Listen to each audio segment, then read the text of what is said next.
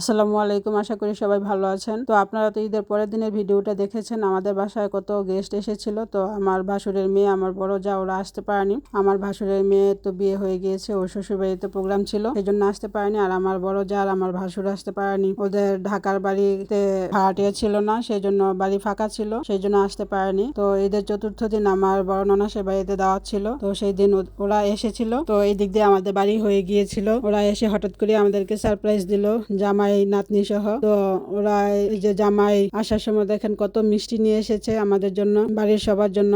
জামাই তো প্রথম এসেছে, সেই জন্য জামাইকে একটু বাড়িঘর ঘুরিয়ে দেখাচ্ছিল, আমাদের জায়গা টায়গা সব। তারপর আমরা যতটুকু পারলাম টুকটাক একটু আপ্যায়ন করলাম, যদিও জামাই মেয়ে হিসাবে এই আপ্যায়ন কিছুই না, আর আমরা সময়ও পাইনি তেমন, সেই জন্য যতটুকু পেরেছি একটু টুকটাক করলাম আর কি আপ্যায়ন। ইনশাল্লাহ সামনে আপনারা দেখবেন মেয়ের জামাইকে দাওয়াত করা হবে। তারপর যেহেতু ওরা ঈদের পরপরই এসেছে, জামাইকে নাতনিকে সালামি দেওয়া হলো। কমেন্ট ও শেয়ার করবেন, গ্রামীণ হেসেলের পাশে থাকবেন। আর ইউটিউবে যারা ভিডিও দেখেন তারা অবশ্যই সাবস্ক্রাইব করতে ভুলবেন না। আল্লাহ হাফিজ।